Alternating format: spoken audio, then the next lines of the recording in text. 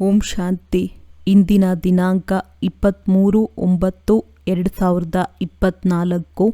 ಪ್ರಾರ್ಥ ಮುರುಳಿ ಬಾಪ್ತಾದ ಮಧುಬನ. ಮಧುರ ಮಕ್ಕಳೇ, ಆಂತರ್ಯದಲ್ಲಿ ದಿನರಾತ್ರಿ ಬಾಬಾ ಬಾಬಾ ಎಂಬ ಸ್ಮೃತಿಯೇ ನಡೆಯುತ್ತಿರಲಿ.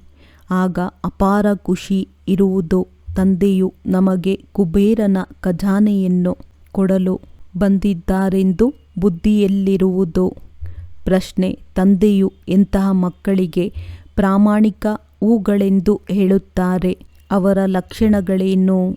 ಉತ್ತರ: ಯಾರು ಎಂದು ಮಾಯೆಗೆ ವಶೀಭೂತರಾಗುವುದಿಲ್ಲವೋ, ಮಾಯೆಯ ಏರುಪೇರಿನಲ್ಲಿ ಬರುವುದಿಲ್ಲವೋ ಅವರೇ ಪ್ರಾಮಾಣಿಕ ಹೂಗಳಾಗಿದ್ದಾರೆ. ಇಂತಹ ಪ್ರಾಮಾಣಿಕ ಹೂಗಳು ಕೊನೆಯಲ್ಲಿ ಬಂದರೂ ಮೊದಲು ಹೋಗುವ ಪುರುಷಾರ್ಥ ಮಾಡುತ್ತಾರೆ. ಅವರು ಹಳಬರಿಗಿಂತಲೂ ಮುಂದೆ ಹೋಗುವ ಲಕ್ಷ್ಯವನ್ನಿಟ್ಟುಕೊಳ್ಳುತ್ತಾರೆ. ತನ್ನ ಅವಗುಣಗಳನ್ನು ತೆಗೆಯುವ ಪುರುಷಾರ್ಥದಲ್ಲಿರುತ್ತಾರೆ. ಅನ್ಯರ ಅವಗುಣಗಳನ್ನು ನೋಡುವುದಿಲ್ಲ. ಓಂ ಶಾಂತಿ.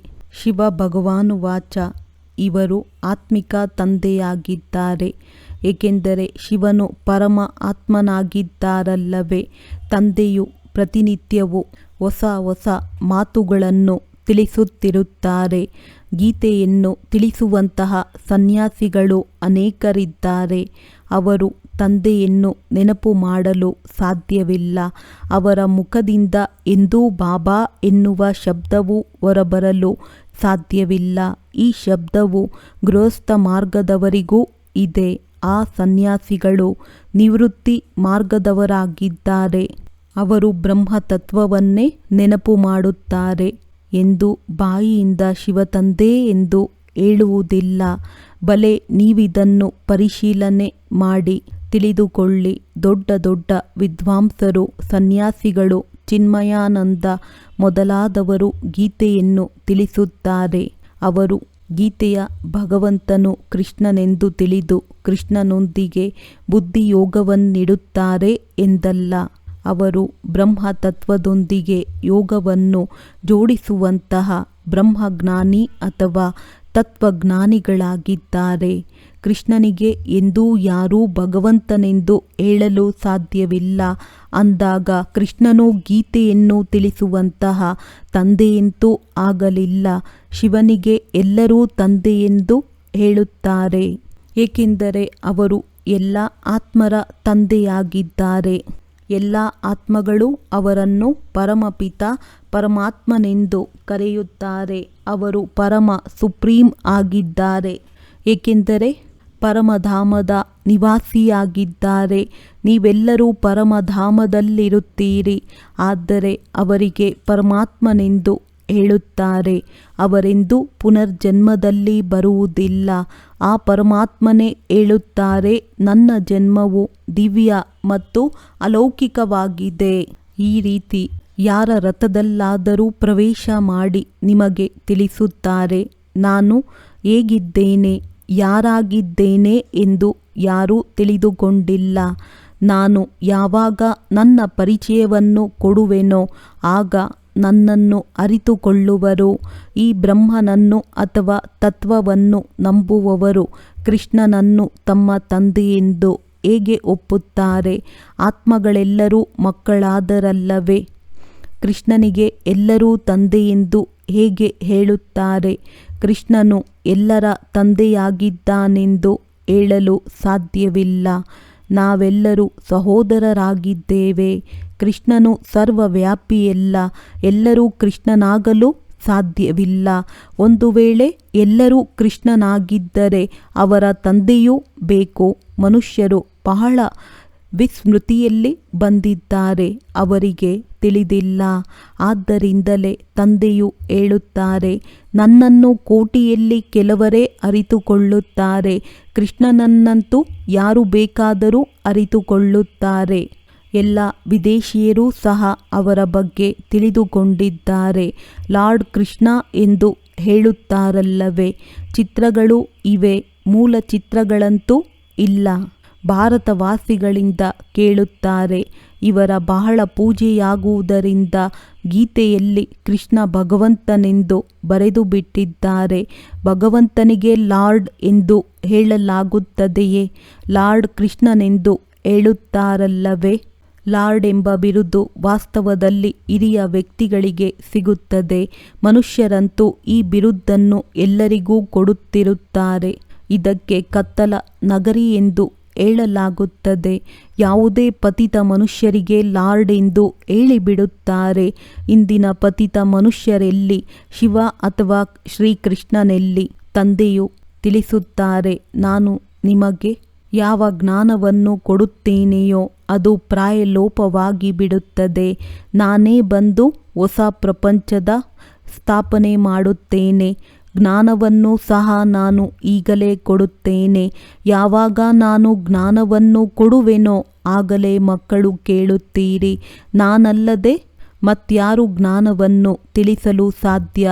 ಅವರಿಗೆ ತಿಳಿದೇ ಇಲ್ಲ. ಸನ್ಯಾಸಿಗಳು ಶಿವ ತಂದೆಯನ್ನು ನೆನಪು ಮಾಡುವರೆ, ನಿರಾಕಾರ ಪರಮಾತ್ಮನನ್ನು ನೆನಪು ಮಾಡಿ ಎಂಬ ಮಾತನ್ನು ಅವರು ಎಂದಿಗೂ ಹೇಳಲು ಸಾಧ್ಯವಿಲ್ಲ. ಎಂದಾದರೂ ಕೇಳಿದ್ದೀರಾ? ಬಹಳ ವಿದ್ಯಾವಂತ ಮನುಷ್ಯರೂ ಸಹ ಅರಿತುಕೊಂಡಿಲ್ಲ. ಈಗ ತಂದೆಯೂ ತಿಳಿಸುತ್ತಾರೆ, ಕೃಷ್ಣನು ಭಗವಂತನಲ್ಲ. ಮನುಷ್ಯರಂತೂ ಕೃಷ್ಣನನ್ನೇ ಭಗವಂತನೆಂದು ಹೇಳುತ್ತಿರುತ್ತಾರೆ. ಎಷ್ಟೊಂದು ಅಂತರವಾಗಿ ಬಿಟ್ಟಿದೆ. ತಂದೆಯಂತೂ ಕುಳಿತು ಮಕ್ಕಳಿಗೆ ಓದಿಸುತ್ತಾರೆ. ಅವರು ತಂದೆ ಶಿಕ್ಷಕ ಗುರುವೂ ಆಗಿದ್ದಾರೆ. ಶಿವ ತಂದೆಯು ಎಲ್ಲರಿಗೆ ತಿಳಿಸುತ್ತಾರೆ. ಅವರನ್ನು ತಿಳಿಯದ ಕಾರಣ ತ್ರಿಮೂರ್ತಿ ಚಿತ್ರದಲ್ಲಿ ಶಿವನ ಚಿತ್ರವನ್ನು ಹಾಕುವುದೇ ಇಲ್ಲ.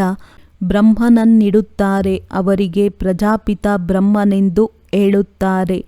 ಪ್ರಜಾಪಿತನೆಂದರೆ ಪ್ರಜೆಗಳನ್ನು ರಚಿಸುವವರು. ಆದರೆ ಅವರಿಗೆ ಭಗವಂತನೆಂದು ಹೇಳುವುದಿಲ್ಲ. ಭಗವಂತನು ಪ್ರಜೆಗಳನ್ನು ರಚಿಸುವುದಿಲ್ಲ. ಭಗವಂತನಿಗೆ ಎಲ್ಲ ಆತ್ಮಗಳು ಮಕ್ಕಳಾಗಿದ್ದಾರೆ. ನಂತರ ಅವರಲ್ಲಿ ಕೆಲವೊಬ್ಬರ ಮೂಲಕ ಪ್ರಜೆಗಳನ್ನು ರಚಿಸುತ್ತಾರೆ. ನಿಮ್ಮನ್ನು ಯಾರು ದತ್ತು ಮಾಡಿಕೊಂಡರು? ಬ್ರಹ್ಮರವರ ಮೂಲಕ ತಂದೆಯು ದತ್ತು ಮಾಡಿಕೊಂಡರು. ಯಾವಾಗ ಬ್ರಾಹ್ಮಣರಾಗುವಿರೋ ಆಗಲೇ ದೇವತೆಗಳಾಗುತ್ತೀರಿ. ನೀವು ಈ ಮಾತನ್ನೆಂದೂ ಕೇಳಿಲ್ಲ. ಪ್ರಜಾಪಿತನ ಪಾತ್ರವೂ ಬೇಕಲ್ಲವೇ? ಇಷ್ಟು ಮಂದಿ ಪ್ರಜೆಗಳು ಎಲ್ಲಿಂದ ಬರುವರು? ಕುಕ ವಂಶಾವಳಿಯಂತೂ ಆಗಿರಲು ಸಾಧ್ಯವಿಲ್ಲ. ಆ ಕುಕ ವಂಶಾವಳಿ ಬ್ರಾಹ್ಮಣರು. ನಮ್ಮ ಕುಲದ ಹೆಸರು ಬ್ರಾಹ್ಮಣರೆಂದು ಹೇಳುತ್ತಾರೆ.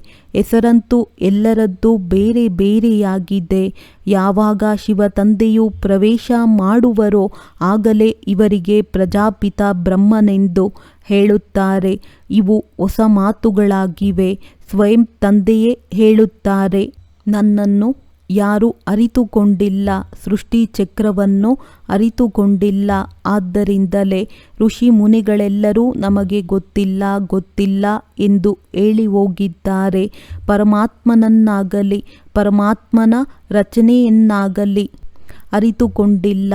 ನಾನೇ ಬಂದು ನನ್ನ ಪರಿಚಯವನ್ನು ಕೊಟ್ಟಾಗ ಅರಿತುಕೊಳ್ಳುತ್ತೀರೆಂದು ತಂದೆಯು ತಿಳಿಸುತ್ತಾರೆ. ನಾವು ಈ ರಾಜ್ಯವನ್ನು ಹೇಗೆ ಪಡೆದೆವೆಂದು ದೇವತೆಗಳಿಗೆ ಅಲ್ಲಿ ತಿಳಿದಿರುವುದಿಲ್ಲ.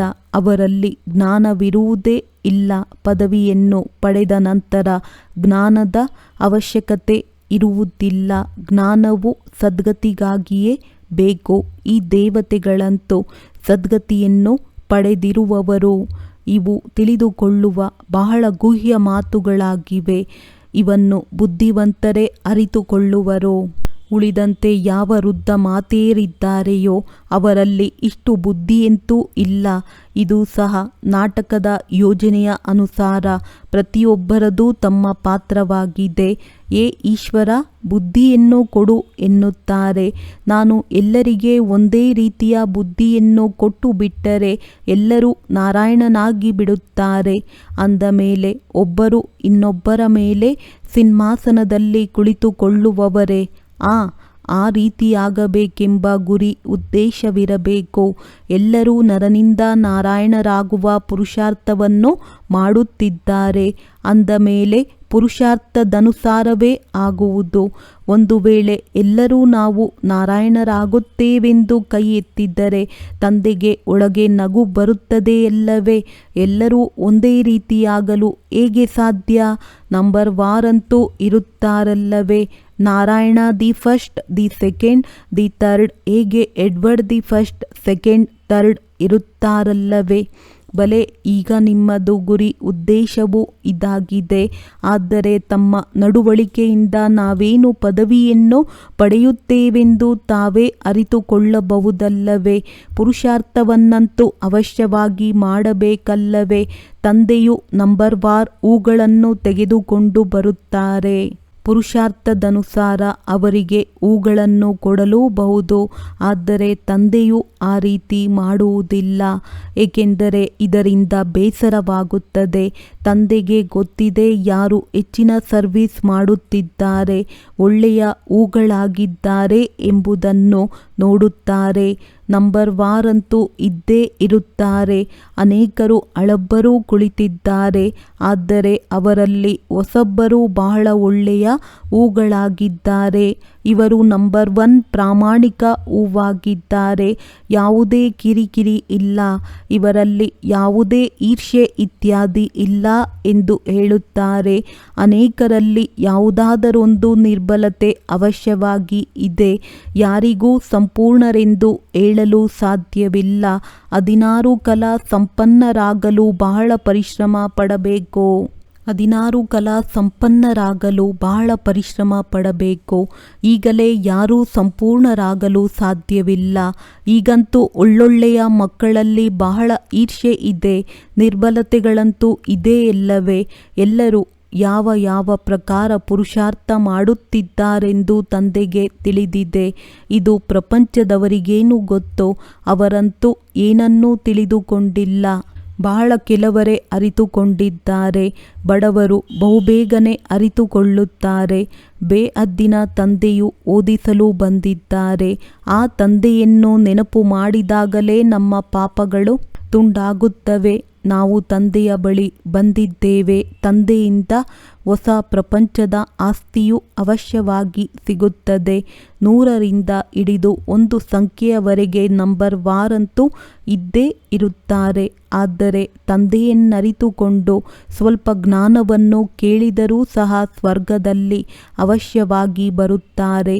21 ಜನ್ಮಗಳಿಗಾಗಿ ಸ್ವರ್ಗದಲ್ಲಿ ಬರುವುದು ಕಡಿಮೆ ಮಾತೇನು? ಯಾರಾದರೂ ಶರೀರ ಬಿಟ್ಟರೆ 21 ಜನ್ಮಗಳಿಗಾಗಿ ಸ್ವರ್ಗದಲ್ಲಿ ಹೋದರೆಂದು ಹೇಳುವುದಿಲ್ಲ. ಸ್ವರ್ಗವಂತೂ ಎಲ್ಲಿದೆ? ಎಷ್ಟೊಂದು ತಪ್ಪು ತಿಳುವಳಿಕೆ ಮಾಡಿಬಿಟ್ಟಿದ್ದಾರೆ. ಇಂಥವರು ಸ್ವರ್ಗಸ್ಥರಾದರೆಂದು ಬಹಳ ಒಳ್ಳೊಳ್ಳೆಯವರೂ ಸಹ ಹೇಳುತ್ತಾರೆ. ಯಾವುದಕ್ಕೆ ಸ್ವರ್ಗವೆಂದು ಹೇಳುತ್ತಾರೆ? ಅರ್ಥವೇನನ್ನೂ ತಿಳಿದುಕೊಂಡಿಲ್ಲ. ಇದು ಕೇವಲ ನಿಮಗೆ ಗೊತ್ತಿದೆ. ನೀವು ಮನುಷ್ಯರೇ ಆಗಿದ್ದೀರಿ, ಆದರೆ ಬ್ರಾಹ್ಮಣರಾಗಿದ್ದೀರಿ. ತನ್ನನ್ನು ಬ್ರಾಹ್ಮಣನೆಂದೇ ಕರೆಸಿಕೊಳ್ಳುತ್ತೀರಿ. ನೀವು ಬ್ರಾಹ್ಮಣರಿಗಾಗಿ ಒಬ್ಬರು ಬಾಪ್ತಾದ ಇದ್ದಾರೆ ಅಂದಾಗ ನೀವು ಸನ್ಯಾಸಿಗಳನ್ನು ಕೇಳಬಹುದು. ದೇಹ ಸಹಿತವಾಗಿ ದೇಹದ ಎಲ್ಲ ಧರ್ಮಗಳನ್ನು ಬಿಟ್ಟು ನನ್ನೊಬ್ಬನನ್ನು ನೆನಪು ಮಾಡಿ ಎಂಬ ಯಾವ ಮಹಾವಾಕ್ಯ ಅಥವಾ ಭಗವಾನುವಾಚ ಇದೆಯೋ ಅದನ್ನು ಕೃಷ್ಣನು ಹೇಳುತ್ತಾನೆಯೇ ಅಥವಾ ಪರಮಾತ್ಮನು ಹೇಳುತ್ತಾರೆಯೇ? ನೀವು ಕೃಷ್ಣನನ್ನು ನೆನಪು ಮಾಡುತ್ತೀರಾ? ನೀವು ಎಂದೂ ಹೌದು ಎಂದು ಹೇಳುವುದಿಲ್ಲ. ಅಲ್ಲಿಯೇ ಪ್ರಸಿದ್ಧವಾಗಿ ಬಿಡುತ್ತದೆ. ಆದರೆ ಪಾಪ ಅಬಲೆಯರು ಹೋಗುತ್ತಾರೆ. ಅವರಿಗೇನು ಗೊತ್ತೋ? ಅವರು ತಮ್ಮ ಅನುಯಾಯಿಗಳ ಮುಂದೆ ಕ್ರೋಧಿತರಾಗಿ ಬಿಡುತ್ತಾರೆ. ದುರ್ವಾಸ ಮುನಿಯೂ ಹೆಸರು ಇದೆಯಲ್ಲವೇ? ಅವರಲ್ಲಿ ಬಹಳ ಅಹಂಕಾರವಿರುತ್ತದೆ. ಅನುಯಾಯಿಗಳು ಅನೇಕರಿದ್ದಾರೆ. ಭಕ್ತಿಯ ರಾಜ್ಯವಾಗಿದೆಯಲ್ಲವೇ? ಅವರನ್ನು ಕೇಳಲು ಯಾರಲ್ಲಿಯೂ ಧೈರ್ಯವಿರುವುದಿಲ್ಲ. ಇಲ್ಲವೆಂದರೆ ಅವರನ್ನು ಕೇಳಬಹುದು. ನೀವು ಶಿವತಂದೆಯ ಪೂಜೆ ಮಾಡುತ್ತೀರಿ ಅಂದಾಗ ಭಗವಂತನೆಂದು ಯಾರಿಗೆ ಹೇಳುವುದು? ಕಲ್ಲು ಮುಳ್ಳಿನಲ್ಲಿ ಭಗವಂತನಿದ್ದಾರೆಯೇ? ಮುಂದೆ ಹೋದಂತೆ ಇವೆಲ್ಲ ಮಾತುಗಳನ್ನು ಅರಿತುಕೊಳ್ಳುತ್ತೀರಿ. ಈಗ ಎಷ್ಟೊಂದು ನಶೆ ಇದೆ. ಎಲ್ಲರೂ ಪೂಜಾರಿಗಳೇ, ಪೂಜ್ಯರು ಯಾರೂ ಇಲ್ಲ. ತಂದೆಯು ತಿಳಿಸುತ್ತಾರೆ, ನನ್ನನ್ನು ಕೆಲವರೇ ಅರಿತುಕೊಂಡಿದ್ದಾರೆ. ನಾನು ಯಾರಾಗಿದ್ದೇನೆಯೋ ಹೇಗಿದ್ದೇನೆ ಎಂದು ನೀವು ಮಕ್ಕಳಲ್ಲಿ ನಿಖರವಾಗಿ ಕೆಲವರೇ ಅರಿತುಕೊಂಡಿದ್ದಾರೆ. ಅವರಿಗೆ ಒಳಗೆ ಬಹಳ ಖುಷಿ ಇರುತ್ತದೆ. ತಂದೆಯೇ ನಮಗೆ ಸ್ವರ್ಗದ ರಾಜ್ಯಭಾಗ್ಯವನ್ನು ಕೊಡುತ್ತಾರೆಂಬುದನ್ನು ತಿಳಿಯುತ್ತಾರಲ್ಲವೇ. ಕುಬೇರನ ಖಜಾನೆಯು ಸಿಗುತ್ತದೆ. ಅಲ್ಲಾ ಅವಲುದ್ದೀನನ ಆಟವನ್ನು ತೋರಿಸುತ್ತಾರೆ. ಮುಟ್ಟಿದ ತಕ್ಷಣ ಖಜಾನೆಯು ಬಂದು ಬಿಡುತ್ತಿತ್ತು. ಬಹಳ ಆಟಗಳನ್ನು ತೋರಿಸುತ್ತಾರೆ. ಖುದಾ ದೋಸ್ತ್ ರಾಜನು ಏನು ಮಾಡುತ್ತಿದ್ದರು ಎಂಬುದರ ಕಥೆಯೂ ಗೊತ್ತಿದೆ. ಸೇತುವೆಯ ಮೇಲೆ ಯಾರೇ ಬರಲಿ ಅವರಿಗೆ ಒಂದು ದಿನಕ್ಕಾಗಿ ರಾಜ್ಯವನ್ನು ಕೊಟ್ಟು ಕಳುಹಿಸುತ್ತಿದ್ದನು. ಇವೆಲ್ಲವೂ ಕಥೆಗಳಾಗಿವೆ. ತಂದೆಯು ತಿಳಿಸುತ್ತಾರೆ, ಭಗವಂತನು ನೀವು ಮಕ್ಕಳ ಜೊತೆಗಾರನಾಗಿದ್ದಾರೆ. ಬ್ರಹ್ಮರವರಲ್ಲಿ ಪ್ರವೇಶವಾಗಿ ನಿಮ್ಮ ಜೊತೆ ತಿನ್ನುತ್ತಾರೆ, ಕುಡಿಯುತ್ತಾರೆ, ಆಟವಾಡುತ್ತಾರೆ. ಶಿವ ತಂದೆ ಮತ್ತು ಬ್ರಹ್ಮ ತಂದೆ ಇಬ್ಬರಿಗೂ ಒಂದೇ ರಥವಾಗಿದೆ. ಅಂದ ಮೇಲೆ ಶಿವ ತಂದೆಯೂ ಸಹ ಆಟವಾಡಬಹುದಲ್ಲವೇ. ತಂದೆಯನ್ನು ನೆನಪು ಮಾಡಿ ಆಟವಾಡುತ್ತೀರೆಂದರೆ ತಂದೆ ಮತ್ತು ಅಣ್ಣ ಇಬ್ಬರೂ ಇದೇ ಶರೀರದಲ್ಲಿದ್ದಾರೆ. ಆದರೆ ಯಾರೂ ತಿಳಿದುಕೊಂಡಿಲ್ಲ. ರಥದ ಮೇಲೆ ಬಂದರೆಂದು ಹೇಳುತ್ತಾರೆ. ಅದಕ್ಕೆ ಅವರು ಕುದುರೆ ಗಾಡಿಯ ರಥವನ್ನು ತೋರಿಸಿಬಿಟ್ಟಿದ್ದಾರೆ. ಶಿವ ತಂದೆಯು ಕೃಷ್ಣನಲ್ಲಿ ಕುಳಿತು ಜ್ಞಾನವನ್ನು ಕೊಡುತ್ತಾರೆಂದು ಹೇಳುವುದಿಲ್ಲ. ಕೃಷ್ಣ ಭಗವಾನುವಾಚ ಎಂದು ಹೇಳುತ್ತಾರೆ. ಬ್ರಹ್ಮ ಭಗವಾನುವಾಚ ಎಂದು ಹೇಳುವುದಿಲ್ಲ. ಈ ಬ್ರಹ್ಮರವರು ರಥವಾಗಿದ್ದಾರೆ. ಶಿವ ಭಗವಾನುವಾಚ. ತಂದೆಯು ಕುಳಿತು ಮಕ್ಕಳಿಗೆ ತನ್ನ ಮತ್ತು ರಚನೆಯ ಆದಿ ಮಧ್ಯ ಅಂತ್ಯದ ಪರಿಚಯ ಹಾಗೂ ಕಾಲಾವಧಿಯನ್ನು ತಿಳಿಸುತ್ತಾರೆ.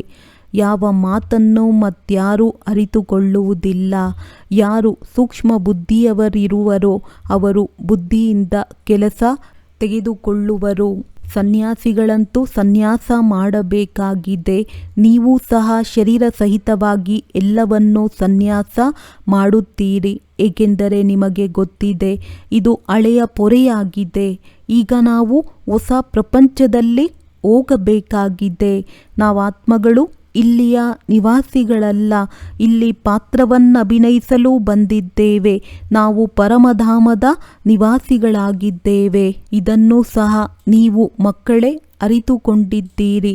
ಅಲ್ಲಿ ನಿರಾಕಾರಿ ವೃಕ್ಷವು ಹೇಗಿದೆ, ಎಲ್ಲ ಆತ್ಮಗಳು ಅಲ್ಲಿರುತ್ತಾರೆ. ಈ ಅನಾದಿ ನಾಟಕವು ಮಾಡಲ್ಪಟ್ಟಿದೆ. ಎಷ್ಟು ಕೋಟ್ಯಾಂತರ ಜೀವಾತ್ಮರಿದ್ದಾರೆ. ಅಂದ ಮೇಲೆ ಇವರೆಲ್ಲರೂ ಎಲ್ಲಿರುತ್ತಾರೆ? ನಿರಾಕಾರಿ ಪ್ರಪಂಚದಲ್ಲಿ. ಬಾಕಿ ಈ ಸ್ಥೂಲ ನಕ್ಷತ್ರಗಳಂತೂ ಆತ್ಮಗಳಲ್ಲ. ಮನುಷ್ಯರು ಈ ನಕ್ಷತ್ರಗಳಿಗೂ ದೇವತೆಗಳೆಂದು ಹೇಳಿಬಿಟ್ಟಿದ್ದಾರೆ. ಆದರೆ ನಕ್ಷತ್ರಗಳು ದೇವತೆಗಳಲ್ಲ. ಜ್ಞಾನ ಸೂರ್ಯನೆಂದು ನಾವು ಶಿವ ತಂದೆಗೆ ಹೇಳುತ್ತೇವೆ. ಅಂದ ಮೇಲೆ ಅವರಿಗೆ ದೇವತೆಯೆಂದು ಹೇಳಲಾಗುತ್ತದೆಯೇ? ಶಾಸ್ತ್ರಗಳಲ್ಲಂತೂ ಏನೇನು ಮಾತುಗಳನ್ನು ಬರೆದು ಬಿಟ್ಟಿದ್ದಾರೆ. ಇದೆಲ್ಲವೂ ಭಕ್ತಿ ಮಾರ್ಗದ ಸಾಮಗ್ರಿಯಾಗಿದೆ. ಇದರಿಂದ ನೀವು ಕೆಳಗಿಳಿಯುತ್ತಲೇ ಬಂದಿದ್ದೀರಿ. 84 ಜನ್ಮಗಳನ್ನು ತೆಗೆದುಕೊಳ್ಳುತ್ತೀರೆಂದರೆ ಅವಶ್ಯವಾಗಿ ಕೆಳಗಿಳಿಯುತ್ತೀರಲ್ಲವೇ. ಈಗ ಹೇಗೆ ಕಬ್ಬಿಣದ ಪ್ರಪಂಚವಾಗಿದೆ, ಸತ್ಯಯುಗಕ್ಕೆ ಸ್ವರ್ಣಿಮ ಪ್ರಪಂಚವೆಂದು ಹೇಳಲಾಗುತ್ತದೆ. ಅಲ್ಲಿ ಯಾರಿದ್ದರು? ದೇವತೆಗಳು. ಅವರು ಎಲ್ಲಿ ಹೋದರೆಂಬುದನ್ನು ಯಾರಿಗೂ ತಿಳಿದಿಲ್ಲ.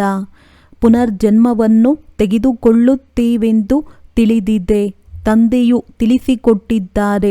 ಪುನರ್ಜನ್ಮವನ್ನು ತೆಗೆದುಕೊಳ್ಳುತ್ತಾ ದೇವತೆಗಳಿಂದ ಹಿಂದೂಗಳಾಗಿ ಬಿಟ್ಟಿದ್ದಾರೆ, ಪತಿತರಾಗಿ ಬಿಟ್ಟಿದ್ದಾರೆ ಅಲ್ಲವೇ.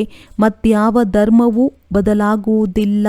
ಆದರೆ ಈ ಧರ್ಮವು ಏಕೆ ಬದಲಾಗುತ್ತದೆ ಎಂದು ಯಾರಿಗೂ ತಿಳಿದಿಲ್ಲ. ಧರ್ಮಭ್ರಷ್ಟರು ಕರ್ಮಭ್ರಷ್ಟರಾಗಿ ಬಿಟ್ಟಿದ್ದಾರೆ. ದೇವಿ ದೇವತೆಗಳಿದ್ದಾಗ ಪವಿತ್ರ ಜೋಡಿಯಾಗಿದ್ದೀರಿ. ನಂತರ ರಾವಣ ರಾಜ್ಯದಲ್ಲಿ ನೀವು ಅಪವಿತ್ರರಾಗಿದ್ದಾರೆ. ಆದ್ದರಿಂದ ದೇವಿ ದೇವತೆಗಳೆಂದು ಹೇಳಲು ಸಾಧ್ಯವಿಲ್ಲ. ಆದ್ದರಿಂದಲೇ ಹಿಂದೂಗಳೆಂಬ ಹೆಸರು ಬಂದಿದೆ ಎಂದು ತಂದೆಯು ತಿಳಿಸುತ್ತಾರೆ. ದೇವಿ ದೇವತಾ ಧರ್ಮವನ್ನು ಕೃಷ್ಣನು ಸ್ಥಾಪನೆ ಮಾಡಿಲ್ಲ ಅಂದಾಗ ಅವಶ್ಯವಾಗಿ ಶಿವ ತಂದೆಯೇ ಬಂದು ಸ್ಥಾಪನೆ ಮಾಡಿರುವರು. ಶಿವ ಜಯಂತಿ ಶಿವರಾತ್ರಿ ಎಂದು ಆಚರಣೆ ಮಾಡುತ್ತಾರೆ. ಆದರೆ ಅವರು ಬಂದು ಏನು ಮಾಡಿದರೆಂದು ಯಾರಿಗೂ ತಿಳಿದಿಲ್ಲ. ಒಂದು ಶಿವಪುರಾಣವೂ ಇದೆ. ವಾಸ್ತವದಲ್ಲಿ ಶಿವ ತಂದೆಯು ತಿಳಿಸಿರುವ ಗೀತೆಯು ಒಂದೇ ಇದೆ, ಮತ್ಯಾವ ಶಾಸ್ತ್ರವಿಲ್ಲ. ನೀವು ಯಾವ ಹಿಂಸೆಯನ್ನು ಮಾಡುವುದಿಲ್ಲ. ನಿಮ್ಮದು ಯಾವುದೇ ಶಾಸ್ತ್ರಗಳಾಗುವುದಿಲ್ಲ.